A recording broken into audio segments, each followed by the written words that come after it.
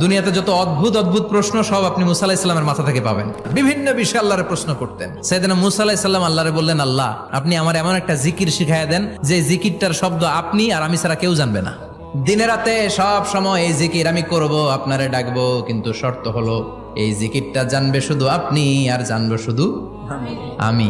আল্লাহ বললেন, মুসা পড়ো লা ইলাহা ইল্লাল্লাহ। মুসা আলাইহিস সালাম কয়, মাবুদ এটা তো জাতীয় জিকির, সবাই জানে। আমি তো চাইছি এক্সেলেন্ট একটা জিকির, কারো কাছে নাই, শুধু আমি জানবো আর আমি পড়বো। আল্লাহ বললেন, মুসা এই লা ইলাহাকে যদি এক পাল্লায় রেখে দাও, তাম বিশ্ব, সাত আকাশ, সাত জমিনটারে তুলে যদি তুমি আরেক পাল্লায় রেখে দাও, লা রাজাহাত কাফাতু লা ইলাহা ইল্লাল্লাহ, মুহূর্তের মধ্যে লা ইলাহার পাল্লা ভারী হয়ে যাবে। ও মুসা, তুমি যতই এক্সক্লুসিভ জিকির চাও, লা ইলাহার চেয়ে দামি জিকির আমার কাছে নাই।